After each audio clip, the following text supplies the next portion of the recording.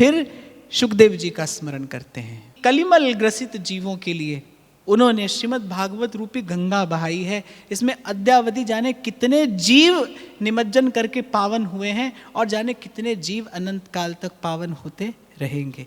ऐसे न्यौछावर हुए श्री कृष्ण के रूप पर प्रकट होते ही निकल पड़े प्रभु के उस चिन्मय स्वरूप के आनंद में छके, जिनकी सहज समाधि सदा लगी रहती थी। आप विचार करिए कैसी श्री शुकदेव जी की स्थिति होगी कि अप्सराएं स्नान कर रही हैं बिना वस्त्रों के अप्सराएं स्नान कर रही हैं। महर्षि वेदव्यास जाते हैं तो वो लजा जाती हैं, वो सकुचा जाती हैं, झट से वस्त्र ओढ़ने का उपक्रम करती हैं। और पीछे पीछे शुकदेव जी महाराज चलते हैं तो वो अप्सराएं ऐसी की ऐसी नहाती हैं, उन्हें कोई संकोच नहीं है, उन्हें कोई लाज नहीं है। तो महर्षि वेदव्यास कहते हैं, अरे मैं तो बूढ़ा हूँ, मुझे देखकर तुमको लज्जा आती है, मुझे देखकर तुम वस्त्र ओढ़ने का उपक्रम करती हो, और अभी मेरा ये युवान पुत्र तुम्हारे सन्मुख होकर गया और उसके सन्मुख तुम्हें कोई लाज नहीं, कोई संकोच नहीं।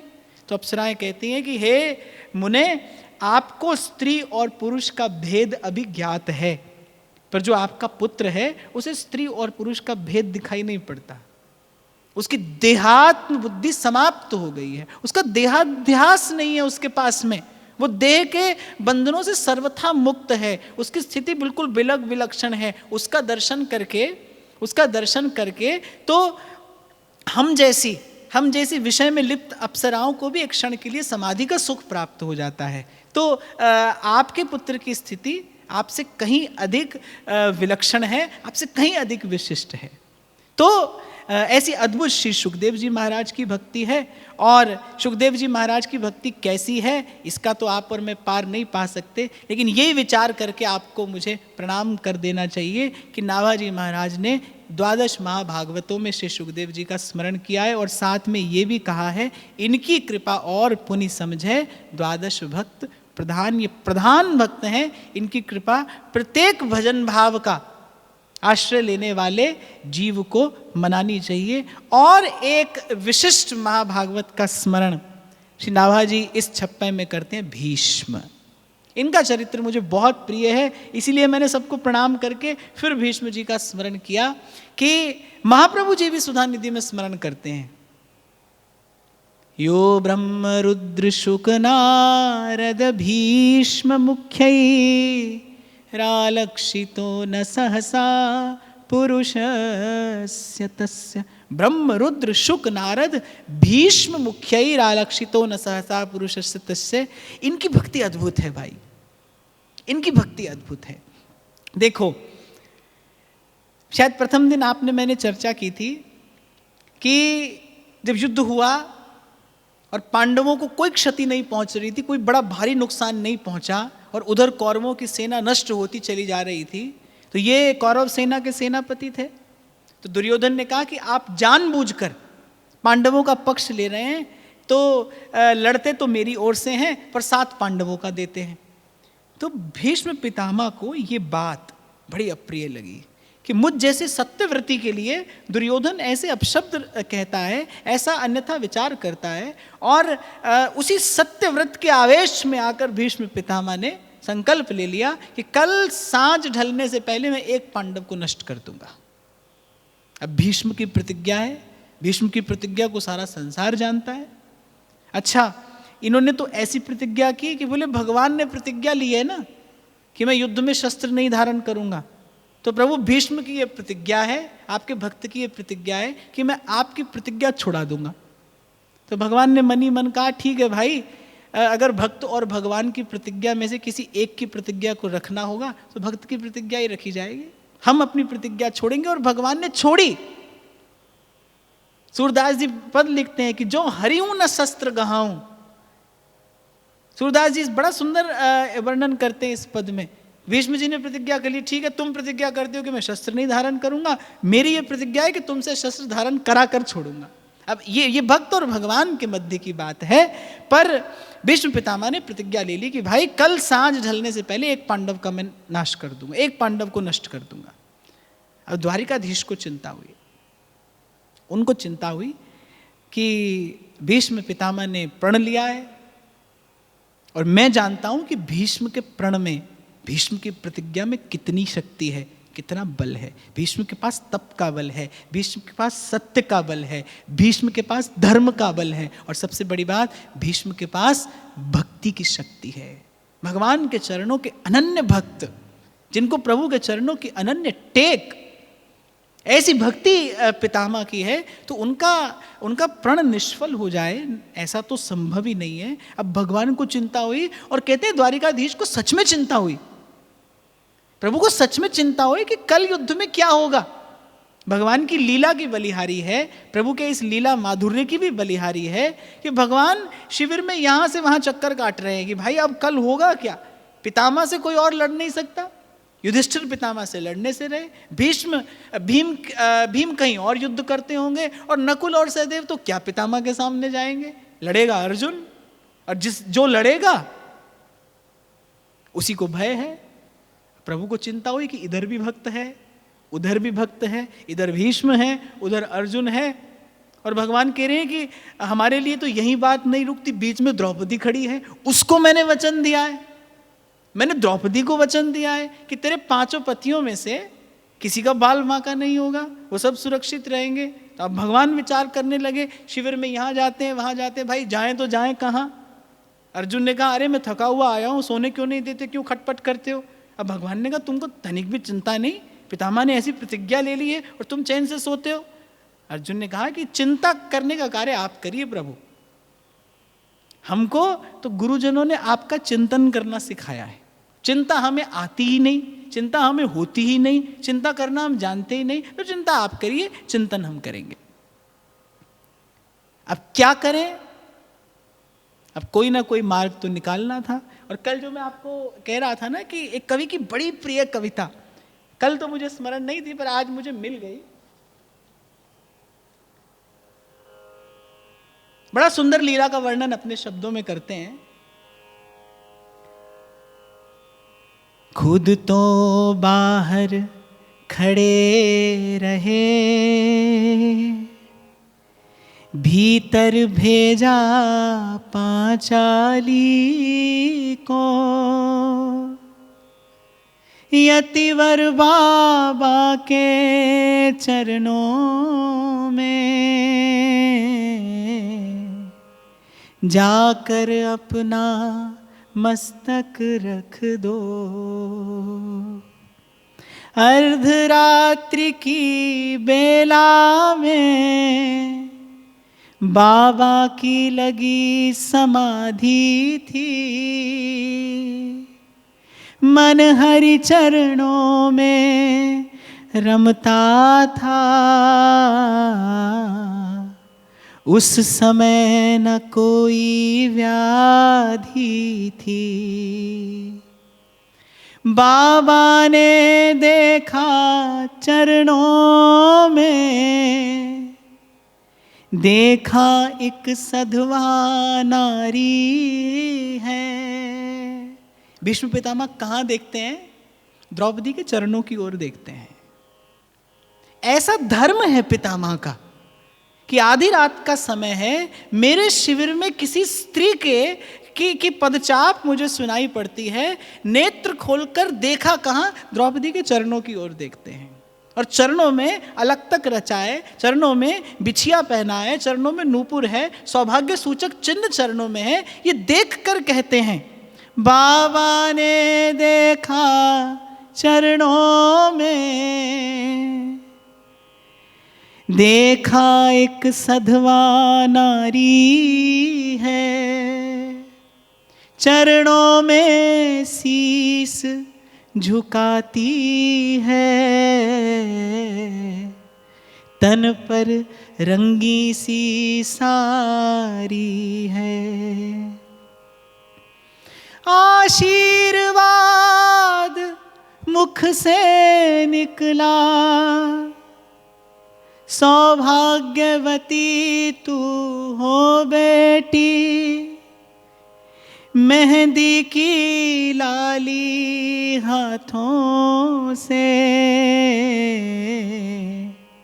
तेरे कभी नहीं छूटे बेटी।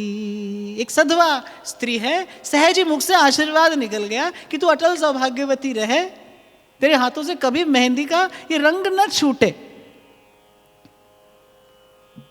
सौभाग्य तुम्हारा अटल रहे, सिंदूर से मांगना खाली हो।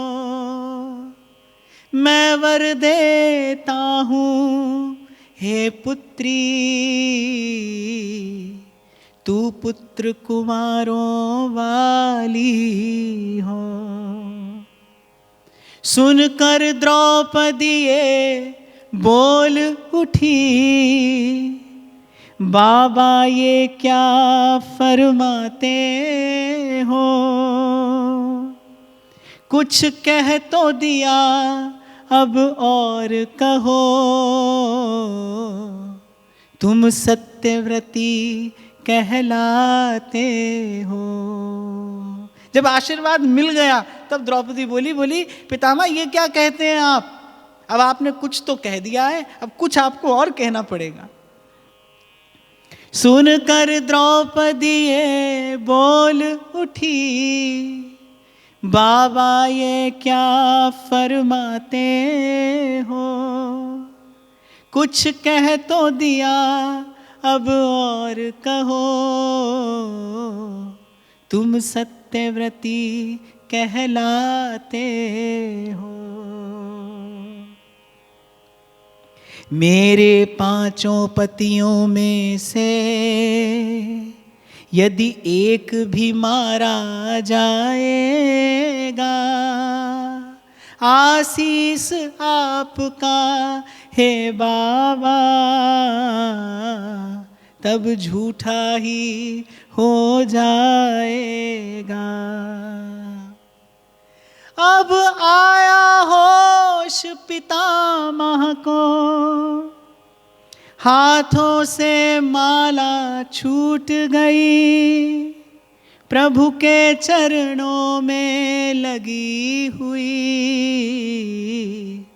वो सहज समाधि टूट गई।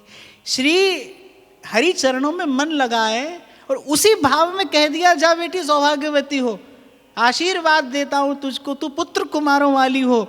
और जब आशीर्वाद मिल गया द्रौपदी को, तब द्रौपदी बोली, और जब द्रौपदी का स्वर सुना तब आया होश पितामह को, हाथों से माला छूट गई, प्रभु के चरणों में लगी हुई,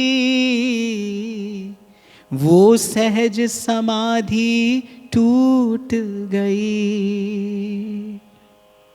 बोले तेरे प्रश्नों का मैं उत्तर पीछे दे पाऊंगा, कल रणभूमि में क्या होगा,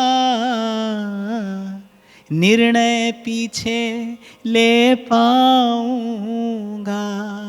बोले बेटी अब कल रणभूमि में, कल युद्ध भूमि में क्या होगा, इसका निर्णय तो मैं बाद में लूंगा, पर एक बात बता, एक बात खटकती है मन में, हैरान है जिसने कर डाला।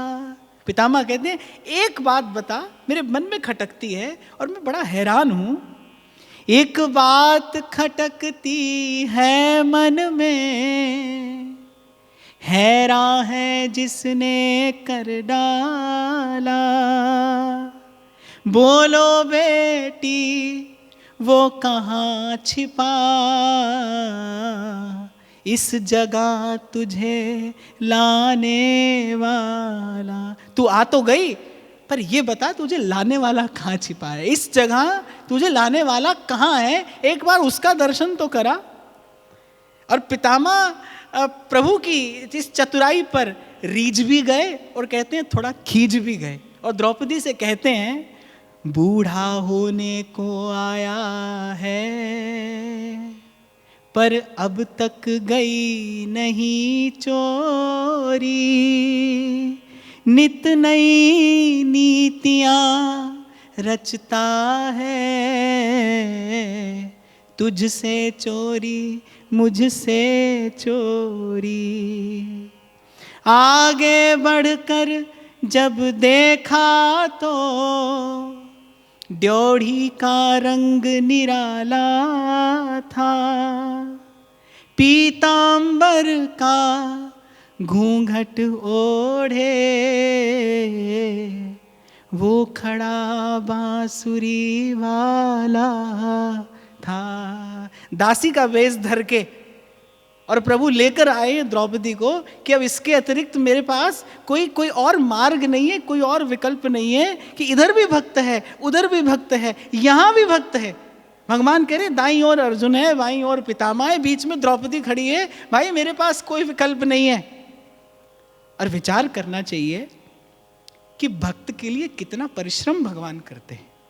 इसीलिए प्रथम दिन मैंने आपको कहा था कि भक्त की भक्ति भगवान के अतिरिक्त कौन करता है। इनके जैसा भक्त का भक्त और कौन हो सकता है। आगे बढ़कर जब देखा तो ड्योढ़ी का रंग निराला था, पीतांबर का घूंघट ओढ़े वो खड़ा बांसुरी वाला था। कहते हैं द्रौपदी का जूता था पीतांबर के कोने में, वहाँ लगे कन्हैया हंसने में और यहाँ पितामह रोने में। चरणों से जाकर लिपट गए,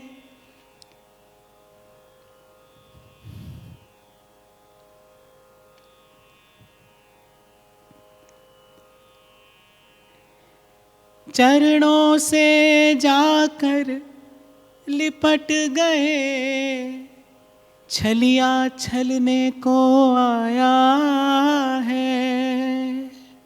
भक्तों के कारण देखो तो दासी का भेष बनाया है। और कहते हैं कि पितामह ने दोनों हाथ द्रौपदी के सर पर रखे और कहने लगे, ओ द्रुपद सुता बेटी, तूने ये कुल पवित्र कर डाला है, पहरा देता है जो तेरा।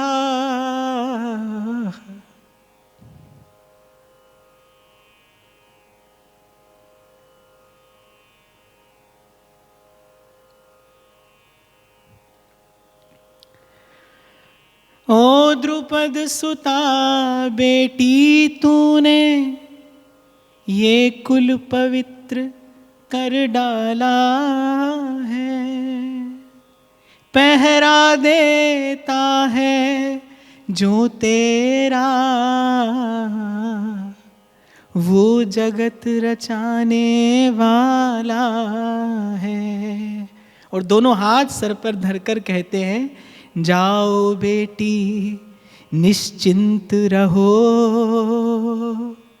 अब निश्चय विजय तुम्हारी है। पतियों का बाल क्यों बांका हो, जब रक्षक खुद गिरधारी है। आशीर्वाद दे दिया पितामह ने और प्रभु पितामह से कहते हैं कि आज आपका मैं ऋणी हो गया, आज मैं आपका ऋणी हो गया कि मेरे लिए जिसने सारा जीवन सत्य की उपासना में बिताया, जिसने सारा जीवन अपने शब्द का मान रखने में न्यौछावर कर दिया, जिसने कभी कभी कुछ और विचार नहीं किया और केवल उसी सत्य की आराधना करने में उत्सर्ग कर दिया अपना जीवन, आज मेरे लिए आपने अपना वो शब्द भी छोड़ दिया। एक और प्रण किया है पितामह ने कि मैं कल सांझ ढलने से पहले एक पांडव को नष्ट कर दूंगा। और द्वारिकाधीश जानते हैं कि वो पांडव कोई और नहीं अर्जुन होगा, और यदि अर्जुन को कुछ क्षति पहुंचती है तो पांडव सेना नष्ट हो जाएगी, तो पांडव सेना नष्ट हो जाएगी। लेकिन प्रभु की बात का मान रखने के लिए पितामह अपना संकल्प छोड़ देते हैं, अपनी प्रतिज्ञा छोड़ देते हैं। देखो, श्री डोंगरे जी महाराज कहते थे कि प्रभु के लिए सदा अपनी सबसे प्रिय वस्तु निवेदन करिए। जो आपको सबसे प्रिय हो वही प्रभु को निवेदन करिए। आप में तो क्या करते हैं कि मैं देखता हूं जो वस्तु किसी काम की नहीं, बोले चलो ये उठाकर दे देते हैं किसी को। जो वस्त्र हमको छूने में भी अच्छा नहीं लगे, उस वस्त्र की पोशाक बनवाते हैं प्रभु के लिए। बाजार में मिलती हैं ऐसी ऐसी पोशाकें, मिलते हैं ऐसे ऐसे वस्त्र, लोग जाकर कहते बोले भैया मंदिर के लिए चाहिए, ऐसा वस्त्र दिखाना, मंदिर के लिए चाहिए। ये प्रीति की रीति नहीं है भाई। जब प्रभु को निवेदन करना हो तो उत्तम से उत्तम वस्तु निवेदन करिए। मैं ऐसा नहीं कह रहा कि मांग कर दीजिए, आपकी सामर्थ्य में जो सबसे उत्तम हो, आपकी सामर्थ्य में जो सर्वश्रेष्ठ हो, वो वस्तु प्रभु को निवेदन करिए। निवेदन वही है जो अपनी प्रिय वस्तु का किया जाए, जो अपनी प्रिय वस्तु का किया जाए वही निवेदन कहलाने योग्य है, वही सेवा है। तो भीष्म पितामह प्रभु के चरणों में क्या निवेदन करते हैं? भीष्म पितामह अपनी सत्य प्रतिज्ञा भी निवेदन करते हैं कि प्रभु ये भी आप पर न्योछावर है, ये भी आपके श्री चरणों की भक्ति पर न्योछावर है। जाओ बेटी निश्चिंत रहो, अब निश्चय विजय तुम्हारी है। पतियों का बाल क्यों बांका हो, जब रक्षक कृष्ण मुरारी है। और इस सारी लीला का आप चिंतन करेंगे, आप विचार करेंगे कि प्रभु आए हैं मान देने किसको? पितामह को। प्रभु द्रौपदी को लेकर आए, क्या है जो प्रभु अपने संकल्प से नहीं कर सकते? लेकिन द्रौपदी को लेकर आए हैं किस लिए? पितामह का मान बढ़ाने के लिए, पितामह का सम्मान बढ़ाने के लिए, कि पितामह के आशीर्वाद से विजय हुई है द्रौपदी, मेरी कृपा से नहीं, ये पितामह का आशीर्वाद था जिसने कल अर्जुन की रक्षा कर ली। प्रभु मान देते हैं पितामह को। पितामह अपना सारा मान सम्मान न्योछावर कर देते हैं कन्हैया की एक मुस्कान पर। जब देखा बाहर आकर, कहते हैं द्रौपदी का जूता था पीतांबर के कोने में, वहाँ लगे कन्हैया हंसने में, और यहाँ पितामह रोने में। जब भगवान की, जब द्वारिकाधीश की ऐसी स्थिति देखी कि घूंघट ओढ़ा है पीतांबर का, क्योंकि रात में शत्रु के शिविर में आए हैं, मयूर पिच्छ लगाकर आएंगे तो कोई भी पहचानेगा। दासी का भेष धरकर आए हैं, आगे आगे खुद चलते हैं, पीछे पीछे द्रौपदी है, और द्रौपदी की चरण पादुका कोई न पहचान लेगी। राजरानी की चरण पादुका पितामह के शिविर के बाहर क्या कर रही है? उठाते हैं द्रौपदी की पादुका और पीतांबर के कोने में छिपाते हैं। पितामह ने कहा, प्रभु आपकी इस झांकी का तो शायद ब्रह्मा शंकर को भी दर्शन ना हुआ हो कि भक्त की भक्ति कैसे करते हैं आप। क्या न्योछावर करूं आप पर? लीजिए, मैं अपना सत्य, अपनी प्रतिज्ञा सब आपके इस रूप पर, सब आपकी इस बाकी झांकी पर न्योछावर करता हूं। चरणों से जाकर लिपट गए, छलिया छलने को आया है, द्रौपदी के कारण देखो तो दासी का रूप बनाया है। ओ द्रुपद सुता मेरी बेटी, तूने कुल पवित्र कर डाला है, ये तेरा पहरा देता है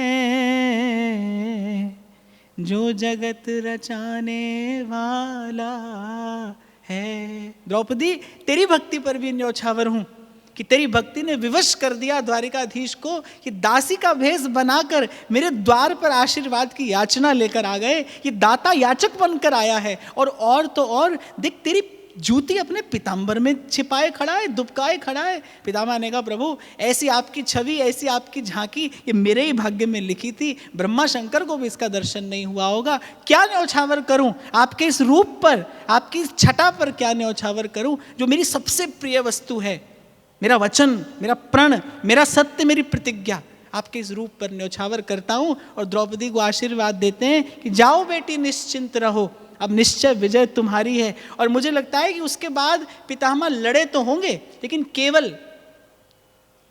केवल वो लड़ने का स्वांग मात्र होगा। पितामह ने अपना सर्वस्व तो उसी समय प्रभु के चरणों में निवेदन कर दिया कि जाओ बेटी, निश्चिंत रहो, अब निश्चय विजय तुम्हारी है। पतियों का बाल क्यों बांका हो,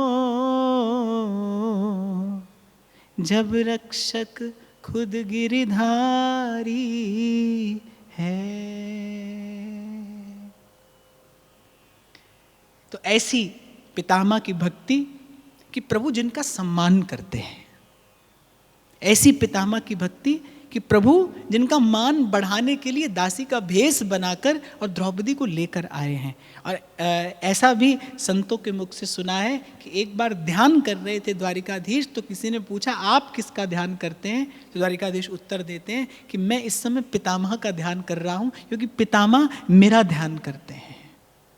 तो ऐसी विलक्षण अद्भुत प्रीति, श्री कृष्ण के चरणों का अनुपम अनुराग श्री भीष्म पितामह के हृदय में है। ऐसे भक्तों के स्मरण मात्र से मन का कलुष धुलता है, चित्त के विकार नष्ट होते हैं और मन प्रभु के भजन के योग्य बनता है। इन 12 महाभागवतों के पावन स्मरण के साथ आज का ये भाव यहीं प्रभु के चरणों में निवेदन करता हूँ। आप सबके हृदयस्थ प्रेम प्रभु को प्रणाम करता हूँ।